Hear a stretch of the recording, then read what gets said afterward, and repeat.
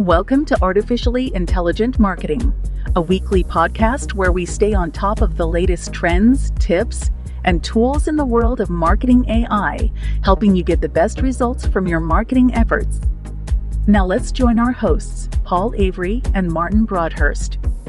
Welcome to episode 11 of Artificially Intelligent Marketing. I'm here with my very good friend Martin Broadhurst. How you doing, Martin?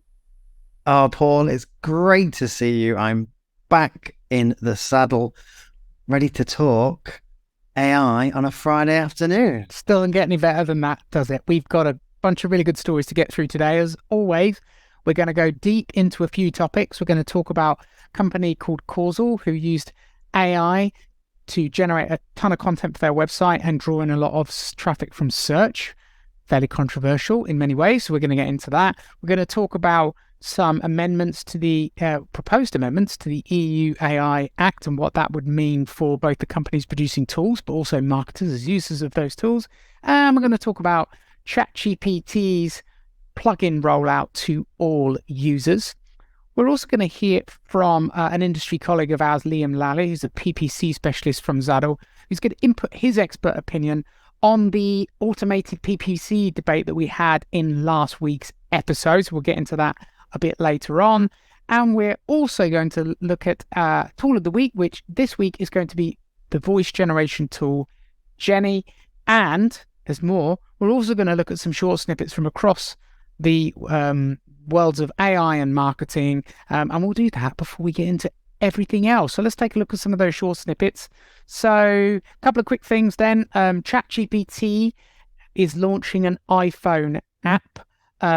Not massive news, but it's probably going to take the place of a few apps that sprung up in that space when ChatGPT and OpenAI weren't able to get into it fast enough. Perhaps the most interesting thing about it is that you can speak to it. So it will do transcription using OpenAI's Whisper, and in essence, you'll be able to talk to your phone and then get it to do some stuff for you. So that will start potentially to make ChatGPT a bit more of a competitor to Siri and Alexa and Google Assistant and those types of things.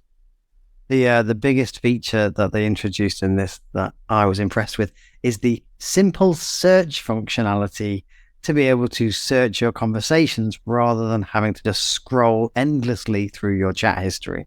You can search your conversations now. Apparently so. I haven't tried it yet because I'm not on iPhone and I'm not in America.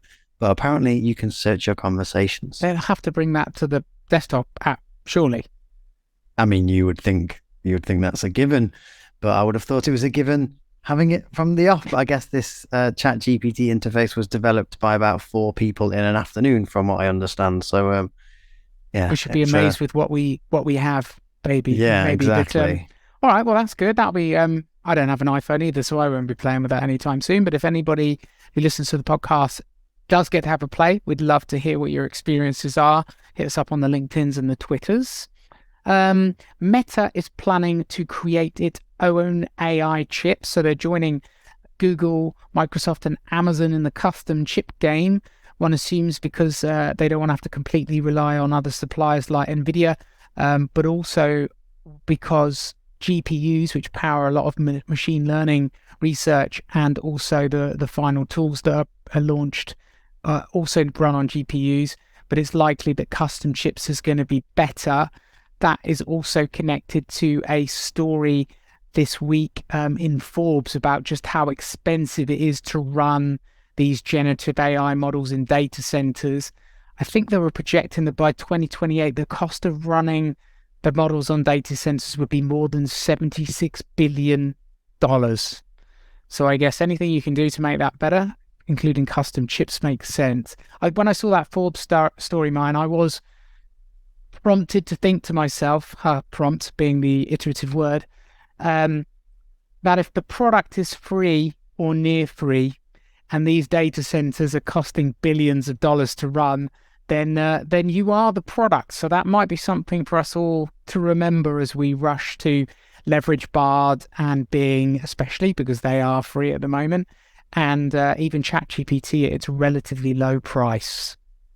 Yeah, and if you think about what they're getting from all of the feedback from users giving the thumbs up and thumbs down to responses, in ChatGPT, that is reinforcement learning from human feedback. That's something that they've trained the models on historically, with people being paid $10 to $15 an hour. Now they've got the whole world doing it for free. So I was going to say it's a cost saving, but I'm sure the GPU expense is slightly more than the wage bill for those humans previously. Yes, well, that's certainly something they're getting out of it. Who else knows what other purposes they might have with the data that we share and the information and the experiences we're having with the tool, but I suspect that's a big chunk of it, Martin. I think you're right. Another news story this week was that Google's new medical AI, MedPalm 2, which Martin talked a little bit about last week, scored over 80% on a medical exam that a typical human would only get about 60% on. So that's pretty interesting stuff. And when we said a typical human, we are talking people trained on training to be doctors, aren't we? Not like me. If I did the exam, I don't think I'd get 60%. Yes, trained people who understand and should do well on that test, versus, say, a 4-year-old or Martin. I'm not suggesting they're the same thing, of course. No comparison at all. Depends on the domain. No comment. Right, we'll move on.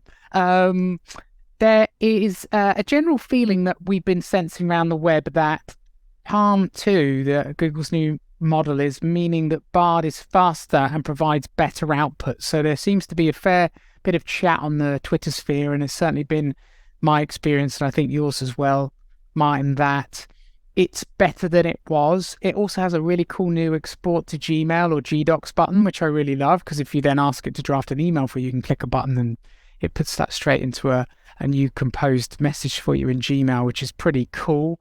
At the same time, it does seem that very creative things, like really interesting poetry and some of the other things that ChatGPT 4 has been able to do, Bard is not up to that level when it comes to being creative. So we're already starting to drift into which of the models is best for which of the tools is best for what you're trying to do, because in general, Bard is a heck of a lot faster than ChatGPT 4 as well. So it's sort of like horses for courses on that one.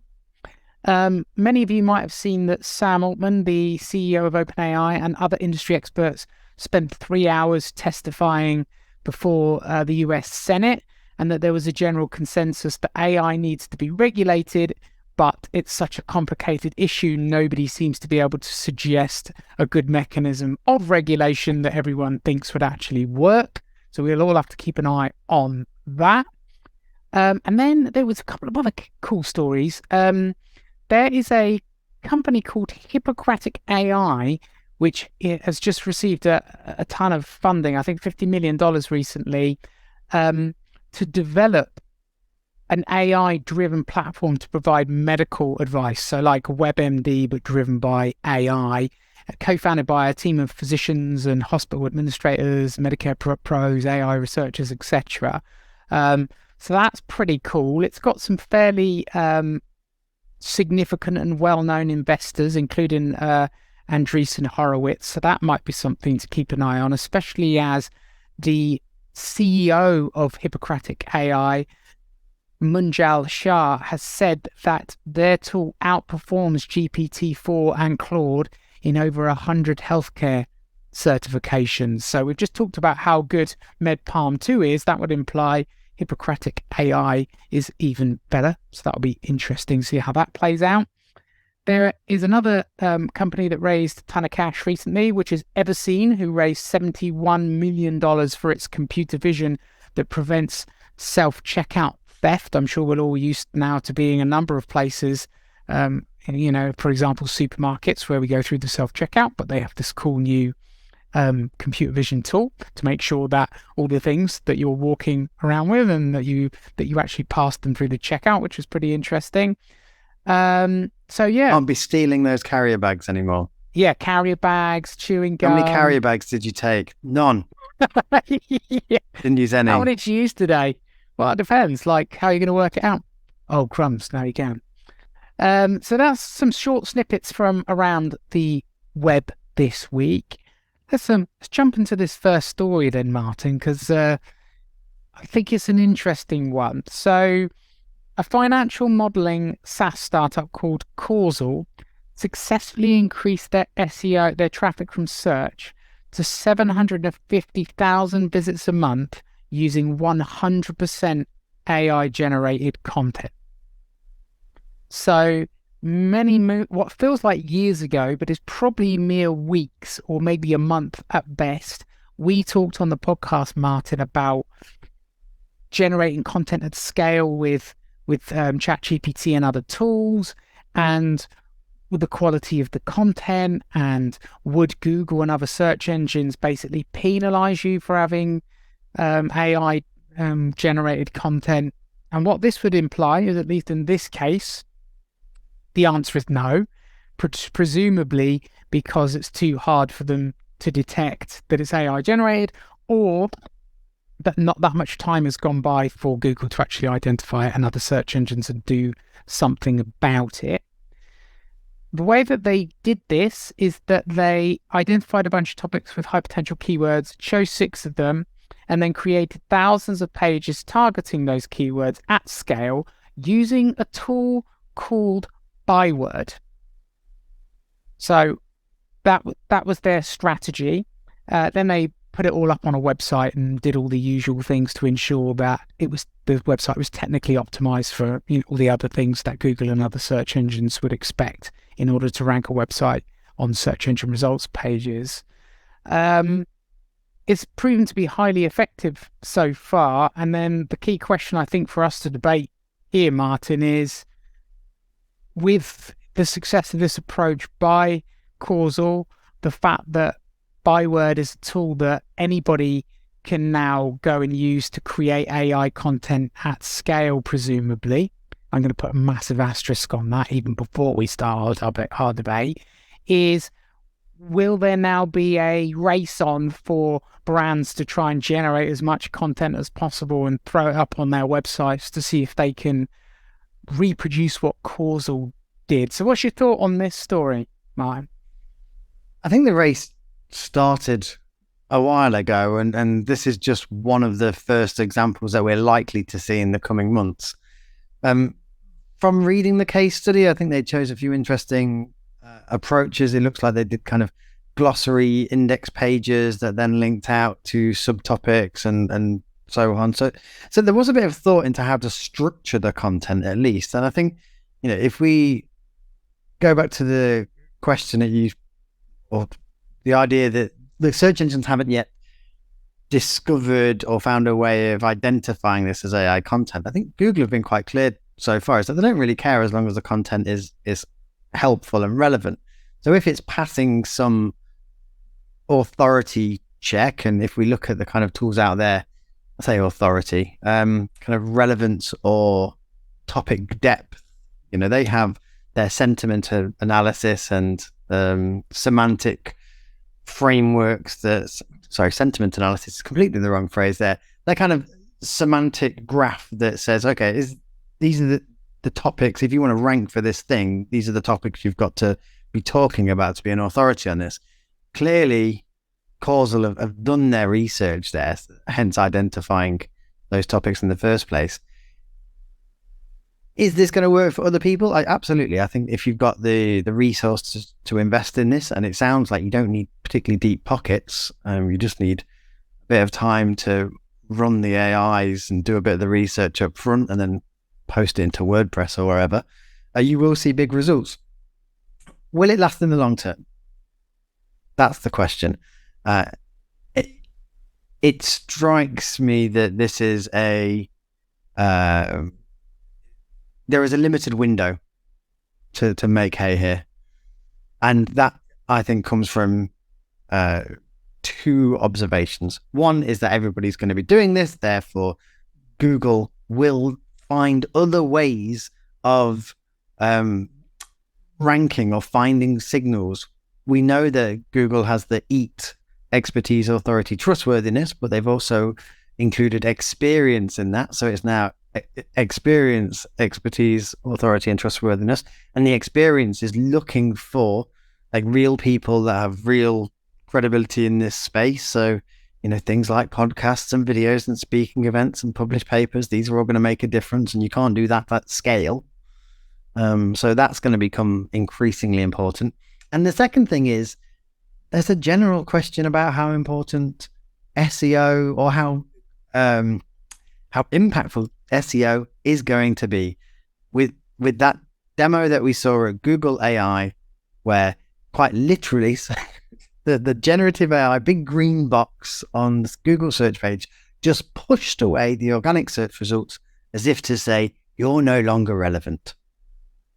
Yeah. That is going to cannibalize organic traffic for publishers. So sure, make hay while the sun is shining, but do not expect this to be a long-term sustainable strategy. Yeah, I'd agree. And I think we're back as well to, just because you can produce a lot of content and get a load of traffic, even if it's in the short term, you need that content to be speaking about the genuine pains and challenges and interests of your customers. You need to be able to, at some point, position the value of your offering. You need to be able to do something with that traffic, and you need that traffic to be relevant. So at the very least, it can probably do a job at the top of the funnel to drag people to your website. But by the way, if those people are not the right people for your business, then in essence, is there any point in doing it at all for most brands? Question mark. But I think we both know what we think about that, Mark, which is that I probably wouldn't bother. I think the other thing that's interesting about the tool is it's one of the more expensive content generators on the market. So if you wanted to really do this at scale with basically unlimited credits, you'd have to spend $2,500 a month, which is a lot more than, the Jaspers and the Copy.ai's and the Go Charlies of the world.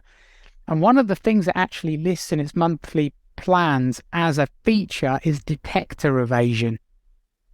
So it's clearly trying to bake this, you can get away with this, Google won't know, into its USP. Well, that annoys me because the detectors themselves are just trash at the moment anyway. So as a selling point, I mean, yeah, detector evasion, I think you're just speaking out to, well, to be fair, every time I speak to people about AI content, one of the big questions is, can it be detected by Google? And I think people are unaware of just how many false positives and false negatives come out of these detections. They're just totally inaccurate at the moment. Certainly not accurate enough for the search engines to be looking to actually deploy them into their systems at the moment. So, but yeah, good on them if that's how they want to position their products. I can't comment on this product at all. I haven't seen it. I haven't used it. But if this is working for that company, then and I think to your point there, if this is driving traffic, great. You're then just moving on to the next part of the process. How much of that are you actually converting? Yeah. And that's the interesting part of the story. Great if this is a SaaS company wanting to drive a lot of traffic, fantastic. But a SaaS company is not a publisher that gets paid per impression. A SaaS company gets paid on new subs. And that's the interesting part of the story for me. Yeah, which is the bit that we don't know, right? And it's certainly, dear listeners, we don't want this to come across as a byword bash. That was never the intents of what we were intending from this discussion. It sounds like a powerful tool that at least one company has used to great effect. There's a gap in the market to do this type of thing, and I'm sure a number of other companies are doing something similar, just maybe not quite as sophisticatedly as perhaps byword enables. And again, I haven't played with it either, so I can't say for sure. I still can't help but feel, and my recommendation would be, just because you can doesn't mean you should. And I personally wouldn't recommend to any of our clients to go down this route. I still think that the opportunity here is, how can you create insightful content that can't be produced easily by AI, by a bot, basically, because that's what's going to differentiate your brand and deliver genuinely interesting and valuable information to your audience, whether that's content that you create by interviewing your technical SMEs or working with your customers and talking about their use cases and applications of your products or whatever it may be. I guess that's kind of B2B, but And then how do you leverage that content at scale would be a better question, I think, than how can I produce in a content farm style a load of content about a given topic, but the bot wrote it all and doesn't necessarily know what's going to be interesting over the next 1, 2, or 3 years. Because at least as it stands, I don't think any of those bots are going to the key industry conferences and hearing from the key opinion leaders speaking in the keynotes, right? So I still think that's where the magic is going to be in terms of brands being able to differentiate the content they produce. The other thing is doing cool things like industry reports, again, surveys, and gathering insights about what's going on in your market that no one else can possibly know, certainly not bots, but probably none of your competitors either. And then again, figuring out after you've done the hard work of doing the survey and analysis or whatever it may be, how do you then promote that at scale? And then I'm sure there are ways that you can use AI to write short summaries and create social media snippets and all these other things. What do you think, man? Yeah, exactly. The insight is where the value is going to be. Again, going back to the Google EAT principle, real insight, real people, real expertise, real authority. That's ultimately where, in a world of AI generated content, the winners will actually be created.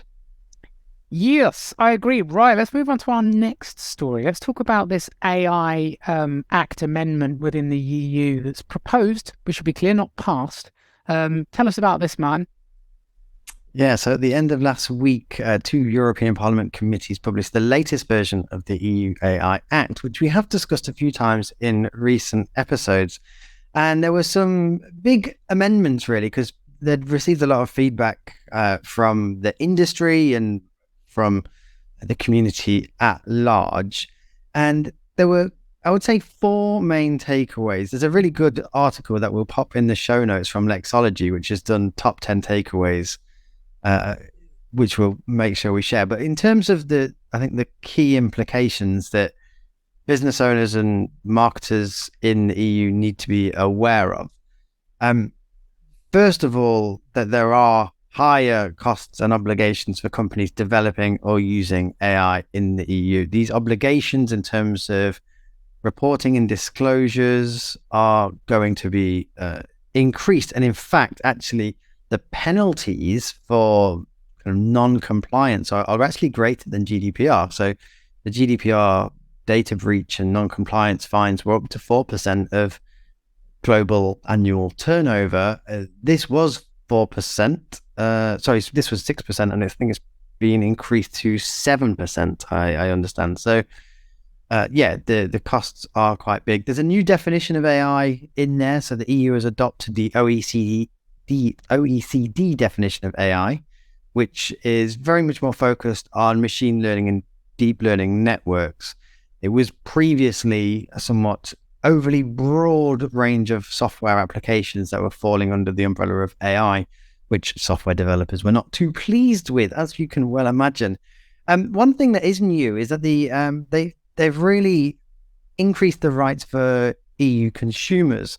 The rules as it were, or the proposed legislation, didn't really talk about individuals and how individuals were affected, whereas now in this amendment, individuals have the right to lodge complaints with supervisory authorities and to request explanations of decisions made by high-risk AI systems.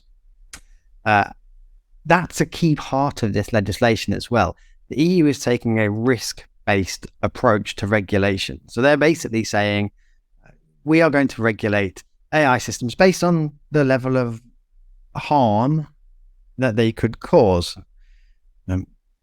Things that are related to healthcare or policing, these are the things that they're really going to clamp down on. Foundation models, such as GPT-4 and the big generative AI foundation models, these are being regulated, but they are not going to be classed as high risk. So that's quite a positive thing for us to recognize, is that they're not going to be classed as high risk systems. However, this increased regulation around them does have some restrictions and requirements for the model trainers, the companies creating these models, around data governance. They've got to have increased technical documentation, and there are going to be quality management systems and requirements to disclose things like the amount of copyright information that was used in the training of the models. So the companies have to be much more aware of all of that in disclosing various parts of the model and the use cases and things like that. One other observation was that there are more obligations for deployers. Now, this is different from the company that's creating an AI model. This is someone that is deploying a model. If you're building on top of a foundational model, this would, as I understand it, make you a deployer. Like a Jasper or a Copy AI or a Go Charlie or anything that's using OpenAI as its back end, basically. Yeah, exactly. And if you're deploying somebody else's model, so it's not just the foundational models, any kind of AI model, you're building on AWS using one of their models, you are a deployer. And deployers themselves now face increased compliance obligations. Now, this includes conducting a fundamental rights impact assessment and providing certain information to individuals affected by high-risk AI systems. Now, you might be saying, well, what does that mean? What are fundamental rights impact assessments? Now, in GDPR, there's a requirement to have a data impact assessment, which is all around, I probably haven't got the terminology right there, but there's if you're using people's data, you have to do an impact assessment about what would happen if there was a data breach, and you have to give high risks and what you're doing to mitigate the risks in high risk situations and low risk situations. What have you got in place to cover those kind of things? Now, this is a fundamental right. This isn't data rights. This is fundamental rights impact assessment. So what are fundamental rights? It's difficult to kind of really pin down, and there's a few EU papers that cover this topic. I've found one from December 2022 that goes into this, and it identifies things like privacy rights. So rights to personal autonomy, the sanctity of the home, data protection does actually fall under that. Things like expressional rights, so press freedom, commercial expression, right to assembly, right to vote, procedural rights, so the right to access a court, the right to a fair trial, equality rights, which will be things like right to equal application of the law to everyone to whom the law applies, and then socioeconomic rights, so equal access to healthcare, equal access to affordable housing, equal access to education, equal access to social benefits. These are fundamental rights as they are relevant in an AI context.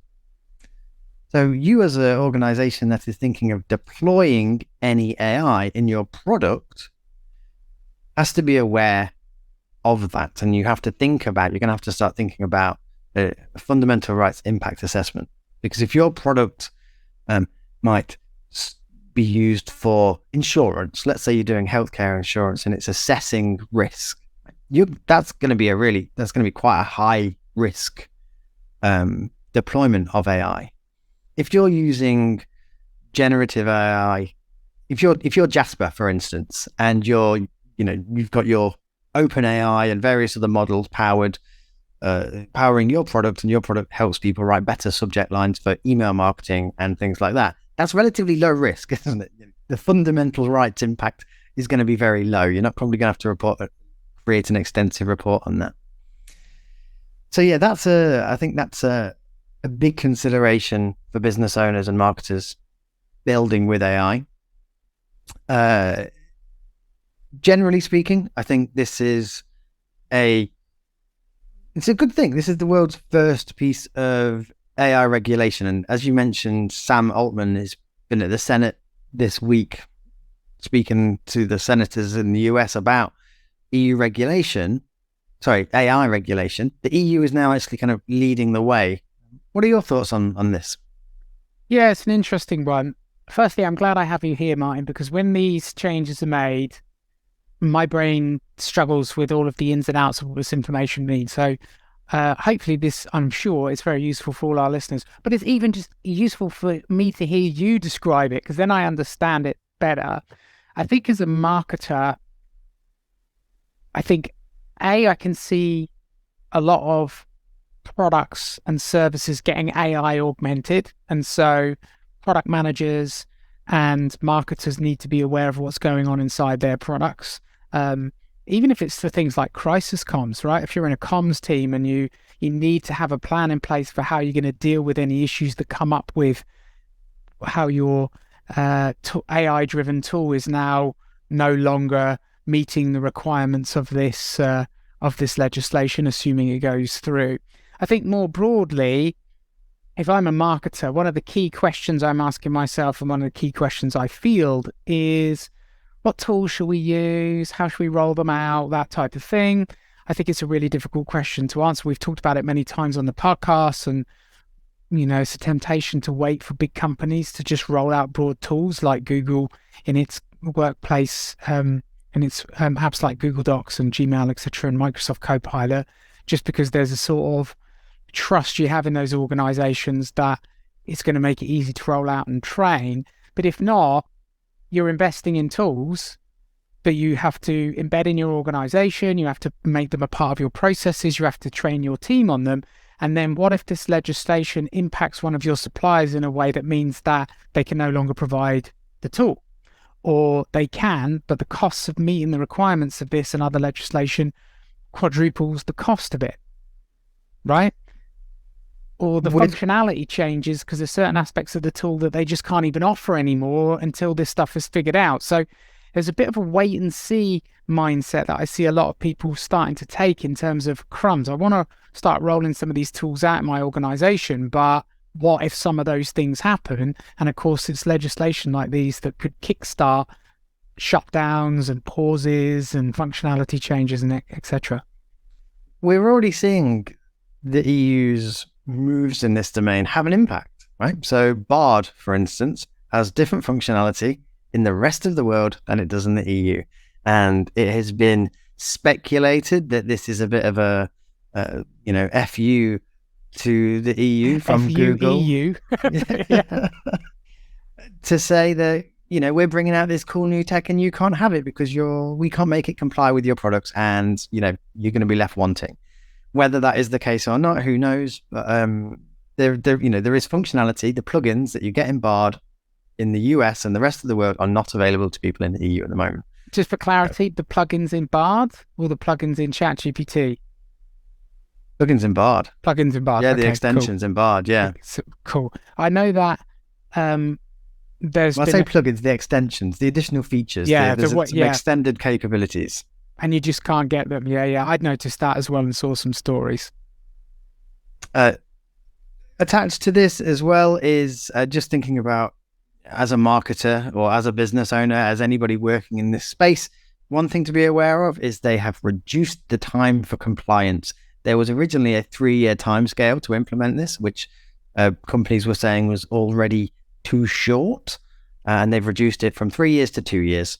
So if it was too short and you were whinging, you better spend less time whinging and more time acting, because that timeline is ticking. Although what the world would look like in 3 or 2 years, given the pace of change, is another interesting question, I would say. It is. There's one additional point to this, though, that I just want to throw in. There was a story in The Guardian today. So Prime Minister Rishi Sunak is out in Japan doing his tour, doing a kind of media press tour while he prepares for the G7 meeting. And when asked about AI, he said that the UK will lead on guardrails to limit the dangers of AI, which is a stark contrast to the UK government's position in March, where they said they were going to take a laissez-faire approach to AI regulation, enabled to encourage and foster innovation and whatnot. But it turns out when a letter is written by senior people in the world of AI saying, well, we need to consider this, the UK government suddenly sits up and listens. I would suggest they probably don't know their arse from their elbow in this area, but what do I know?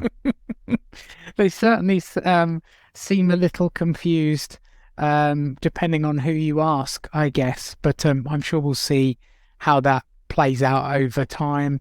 It has a bit of a in the thick of it, yes, minister feel, that quote. For those of you that are not familiar with those very British sitcoms, they lampoon the inner workings of the UK government and in effect make it look like no one in the government knows what they're doing, which again is not what we're saying here, but certainly an interesting parallel. Right, thank you for that, Martin. That's super helpful. Right, last detailed story of the week is that we're going to have a brief discussion about ChatGPT plugins. So we've talked quite a lot about these over the last couple of weeks, maybe month or two since they were announced. But it was pretty hard to get access to them. But this week, the lovely folks at OpenAI have been rolling them out to all of their users. Martin got access before me, which just annoyed me immensely, and I didn't get out of bed for 2 days. But I also have access now, so I am joyous again.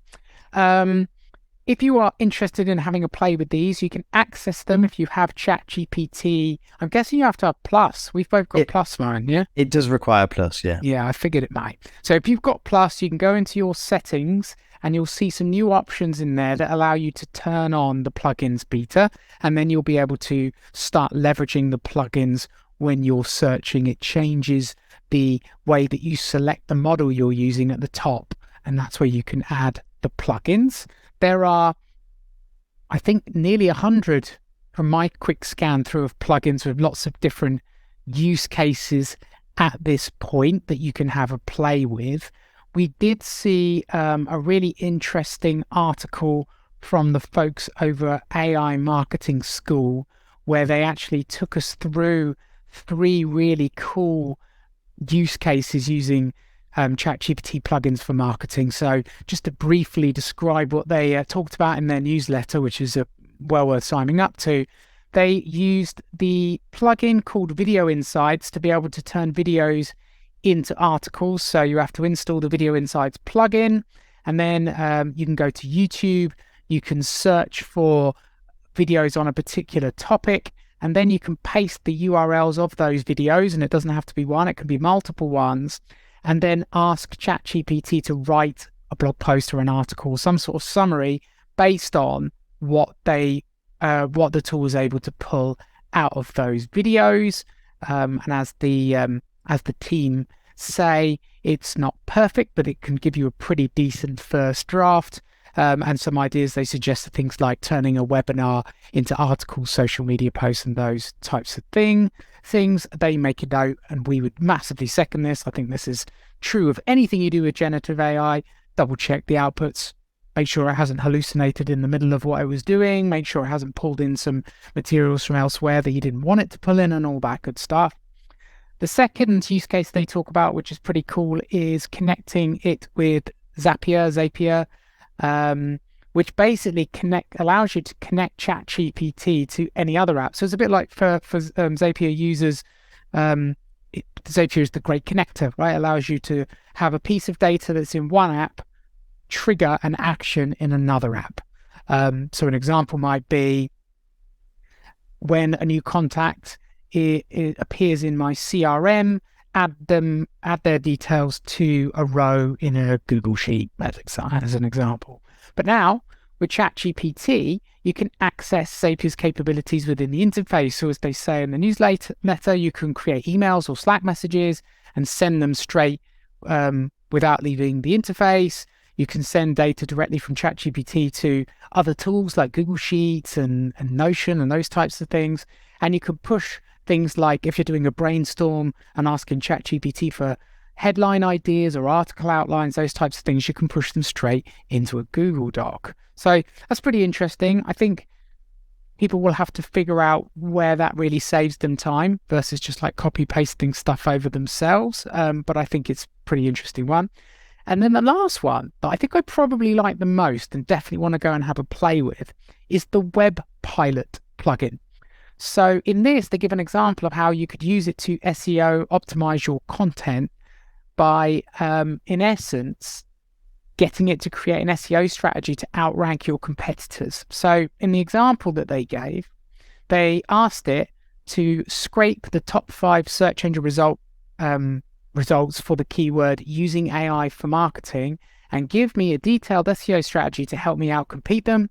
For example, include exact keyword density, comprehensive H2 outline for an article that contains everything these articles touch upon, plus anything that you feel is missing that they should have touched upon that will help me rank highly for this keyword.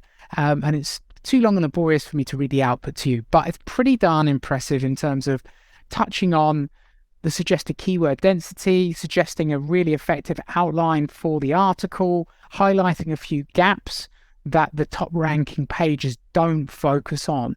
And when I was seeing this example, it reminded me of when you took us through Tool of the Week a month or two ago, Market Muse, Martin, and it's, for obvious reasons, nowhere near as usable and sophisticated as Market Muse, but as a tool you can, in essence, as I understand it, use for free within the ChatGPT interface. Although we should check, because you might have to have a login for WebPilot as well, I can imagine, but we can look into that. I've tried that plugin and there's no restriction on it as far as I can see. Lovely stuff. So 3 pretty cool applications there of plugins, and many more to come, I'm sure. So go and have a play with those. And if you come up with anything else cool, of course, we would love to hear about it. We've also been playing with it a bit ourselves. You've been playing with it, haven't you, Martin? What have you been up to? Yeah, so there was, as well as the actual plugins, they also announced this week the web browsing capability in beta itself. So whereas there is WebPilot, which is a plugin, ChatGPT now has its own web browsing capability that isn't a plugin, but does need turning on in the same settings section. So I thought I would, I don't know if I've told you, but Derby County got knocked out of, didn't get into the playoffs this year. So our season ended early. And as such, I'm left looking for Derby County news that is, non-match day related. Things like player transfers and such like that. So typically trying to find any news around that requires crawling the forums, browsing Twitter. And I thought, I can't be bothered with any of that. So instead, I will ask the web browsing functionality on ChatGPT to tell me and gather any latest transfer rumors for my beloved Derby County. And it did exactly that. It went out and crawled the web and brought back a really good summary, actually. So it said Derby County has been linked with several players recently, and then it gives me 1, 2, 3, 4, 5 players that we've been linked with, and with each one, it tells me who they are and a kind of summary of the position and the news around them. Now, the interesting thing was with this, each one of those stories, and you get this with the web browsing model of ChatGPT, but not with WebPilot. So it actually links you to the story. With WebPilot, I don't remember actually having links to the stories. So I read these stories. I read this and then clicked on one of the links, and it took me through to this football transfer rumor website. And actually, I posted a screenshot of it on Twitter if you want to check it out. And the interface on this website was atrocious. There were so many adverts. I was being pelted with adverts left, right, and center. There is literally on my screen about 4 lines of copy, and the rest of the screen is adverts overlaid with more adverts overlaid on those. It's an absolute mess of a user experience. Yet I avoided all of that using this web browsing feature that just went on, did the crawling for me, and brought the results back. And it made me think, that's going to impact a lot of publishers. I mean, there's so many great things in that. Firstly, I get so many messages, people asking me, what's going on with Derby County? Finally, they have the information that they need. So thank you, Mark. I think that if you looked at our subscriber base, about half of them are Derby County fans, and then the other half are marketers interested in AI.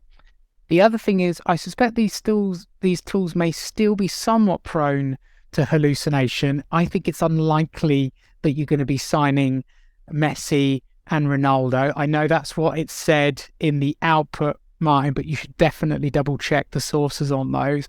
And yes, as we've talked about before, how will people access information on the web as these tools become the mainstay of how we do things at our computers and on our phones, and I guess eventually in VR and AR? And yeah, if you can just get the information easier and you don't have to fight pop-up central, you're going to as well, right? So yeah, absolutely fascinating. I think one of the things I've noticed from playing with the tool, and I found myself sort of replicating some of the things you talked about a couple of weeks ago, Martin. So I've made the move to Edge now, and I've in my sidebar, I've got Bing, I've got ChatGPT, and I've got Bard, and I can basically very quickly run the same query through all three tools. And whilst I love the power that you get with the plugins, my goodness, it is slow. It is significantly slower than the other tools. And so when I need an answer quickly, I'm going to Bing or to Bard. And if I want to do something where I feel like the request is kind of a bit complicated or taps into one of those not more powerful, but more non-browser based plugins, then I'll push it through ChatGPT. So this is maybe the first indicator, at least for me, of how, as these tools mature, a lot of the things that underpin good UX, as users, we're going to probably be giving them a little bit less license, right? Like if it's slow, like how when web pages that you load are slow, you're like, right, I haven't got 8 seconds to wait for this to load. I'm going to go just read a different source instead. And we may just see that start to differentiate which tool you go to, maybe in general or for different use cases like I've described. The other thing is I think it highlights some of the interesting and powerful work that's happening in the open source community at the moment, trying to figure out how do you create a large language model that can deliver quality outputs at GPT-4 level, but with a much smaller model trained with much fewer parameters and much simpler weightings and all those other things, the likes of which would be fast, and as we've talked about previously, fast enough to run natively on a phone or even on, as some people have shown, on something like Raspberry Pi. And that need for speed is actually probably not just going to be something the open source community thinks is a cool experiment, and I'm sure they're not the only people who think that, obviously, but actually could end up being quite a commercial driver in terms of reducing the costs and computation required to offer these tools, but just making a great, fast user experience. Yeah, watch this space for when Apple launches, eh? Indeed. In fact, I can't wait because their conference is in June and I want to see this VR AR headset they've been toiling away on to see if it's the car crash that some stories will tell you that everybody inside Apple thinks this is a terrible idea and we should never launch it, or a few of the stories that are popping up that are suggesting that it might actually be quite cool, including the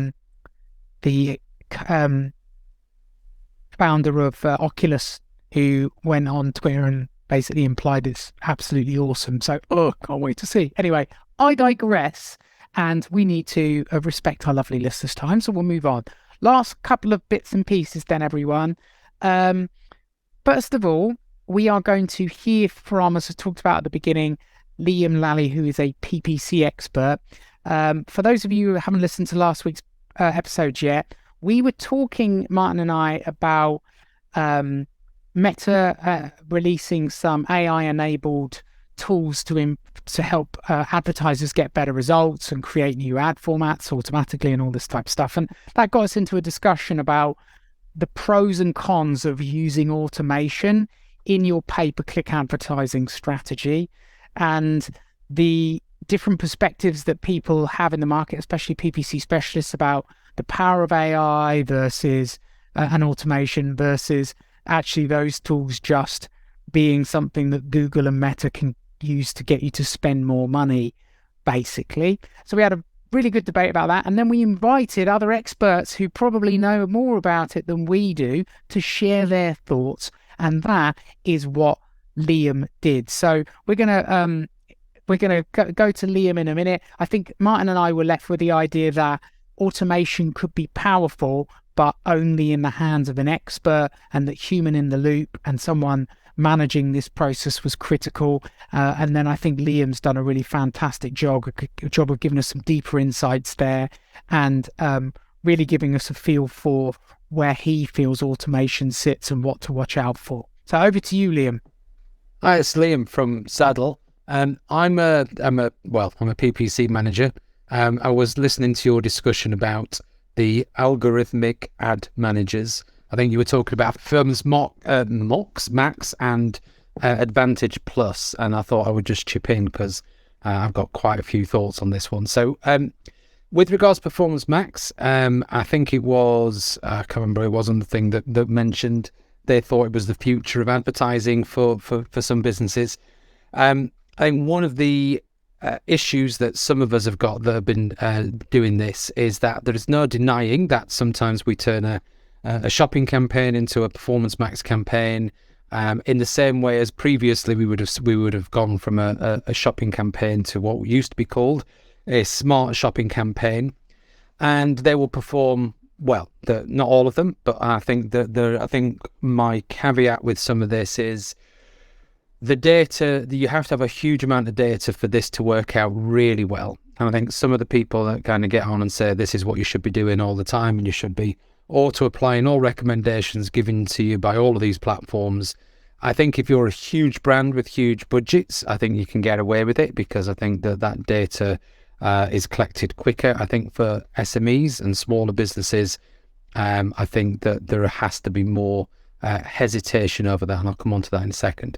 So, for example, if we put some Performance Max campaigns together for our clients, then we have, and this is coming in, so in theory, we have no control over things like branded searches. So people physically looking for the client anyway, shopping ad comes up, they click on that, they go through and they buy. Or if this is Performance Max, them clicking on a display ad or a video clip or whatever it is where they've decided to put it. Now, you can, or you're beginning to have the ability to be able to exclude branded searches. So it'll be interesting to see how Performance Max changes. But just to put it into context, I just want to give you some figures because I work on figures. So if I said we have a client that's just spent 22 grand in the last 30 days and they've had a conversion value of £1,054,000 and £54,966 worth of revenue.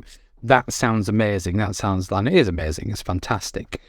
If I then turn around and say they've got some branded search ads that they can then monitor and make sure what's going on with them, and within all of those totals that I've just given you, they've spent £185 on their branded ads, and they've had £243,000 worth of sales. So my issue with Performance Max isn't necessarily the AI and all the other stuff around it.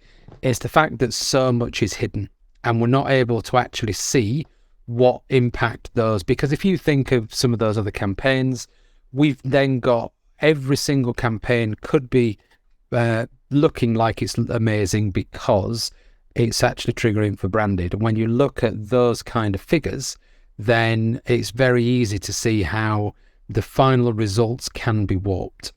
My final point on machine learning and an AI and things like that in Google, often people are I don't want to say recommended, but they're suggested to them that they will turn on Google's auto-apply recommendations.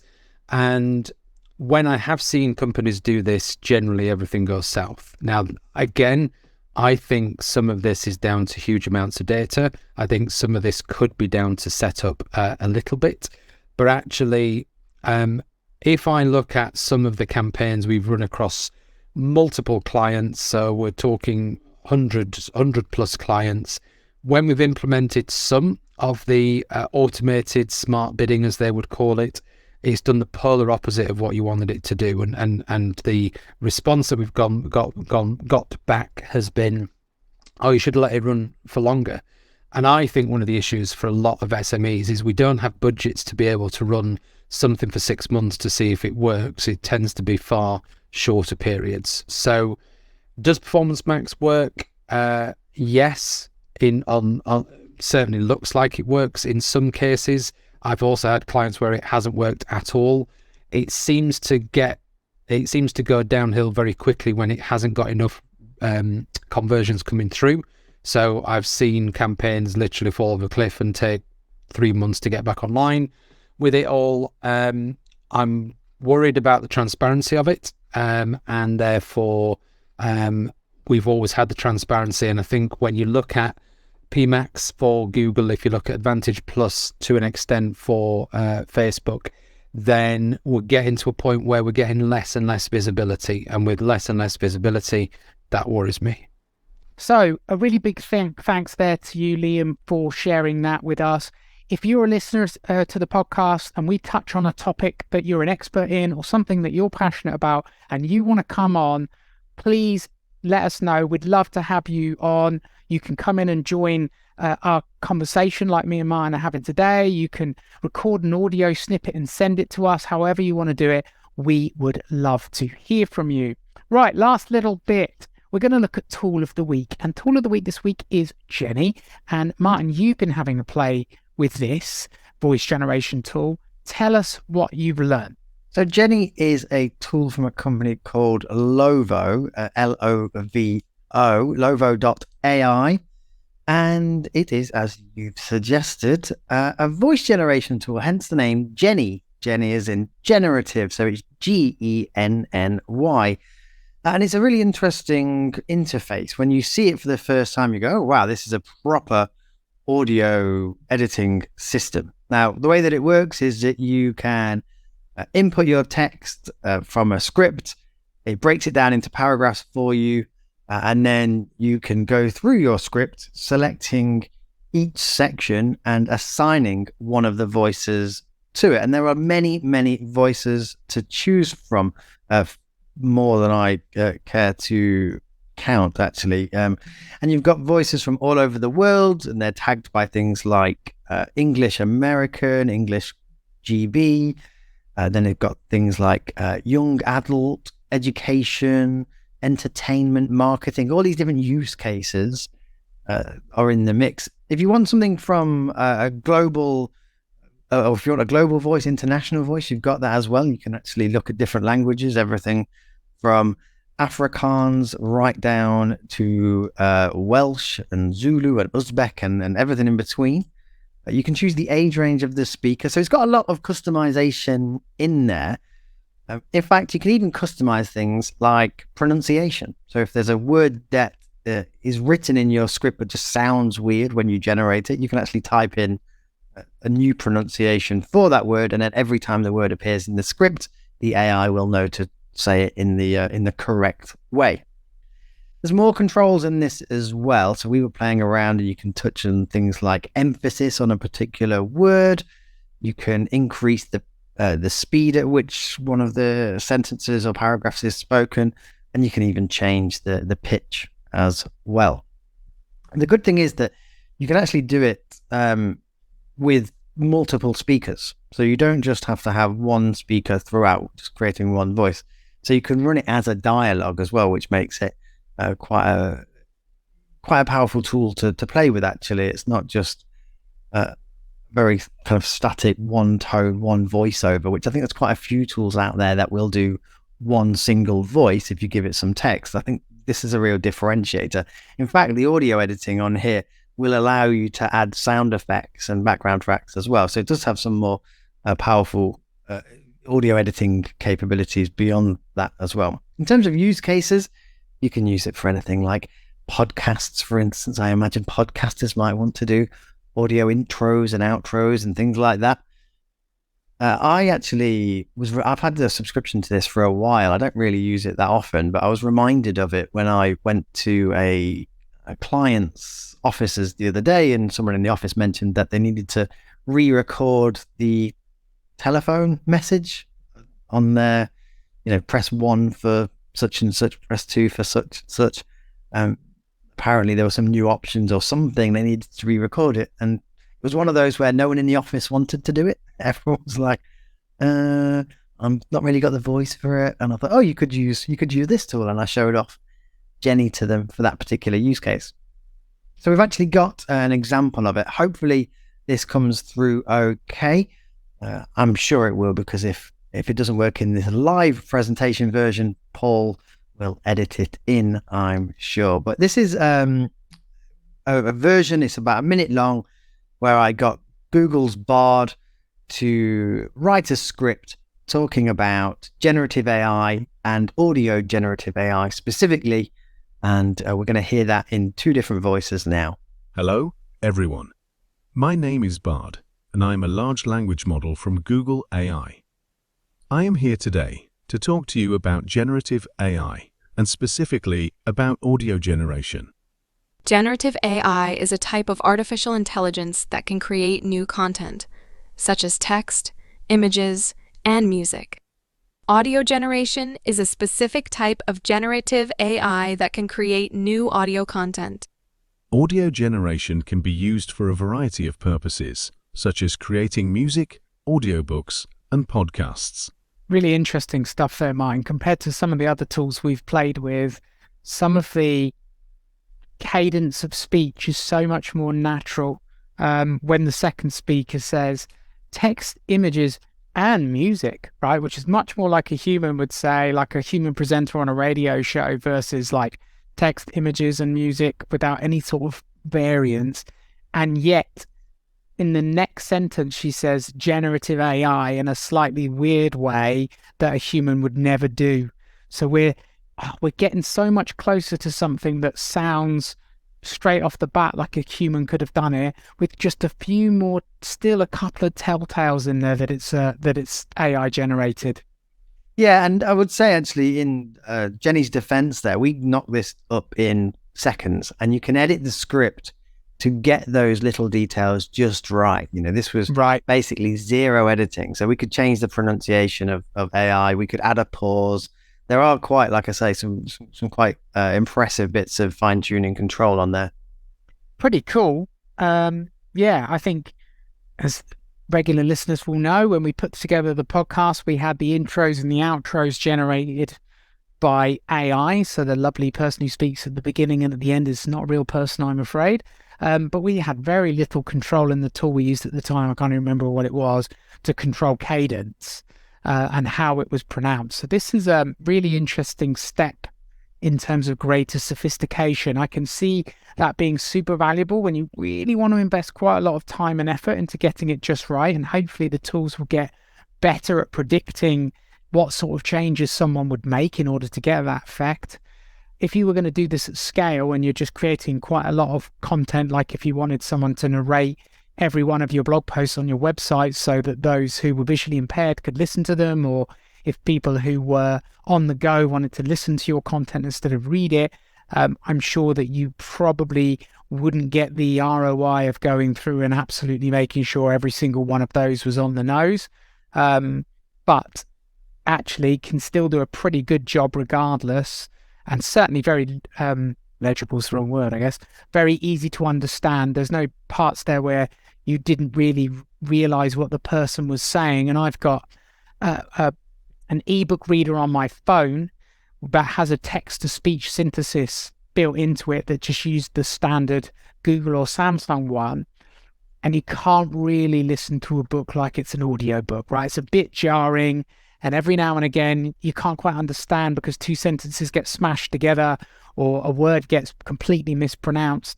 And it would sound like this is going to overcome quite a lot of those issues for people looking to make it so that their content can be listened to instead of just read.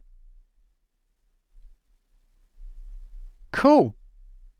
So that was Tool of the Week this week. Thank you, Martin, for telling us about Jenny. If you're interested in synthesizing audio, please do let us know. We hope you've enjoyed today's podcast. If you have, please subscribe. Tell your marketing friends to subscribe as well. If you've got any thoughts on anything we've discussed, or if you want to come on the podcast or send us a snippet, hit us up on the LinkedIn or the Twitters. Our Twitter handle is AI Marketing Pod, all one word. Hurrah! We got the Twitter handle right first time, and I promise you, dear listener, that's not because Martin is screen sharing and showing me Twitter as I read that out. Yeah, he actually is, but it's nice to get it right for once. We would love to hear from you. Thanks very much for joining us again, and we'll speak to you all soon, I'm sure. Thank you, Martin. Cheers, Paul. See you next week, and thanks for listening, everyone. Bye-bye. Thank you for listening to Artificially Intelligent Marketing. To stay on top of the latest trends, tips, and tools in the world of marketing AI. Be sure to subscribe. We look forward to seeing you again next week.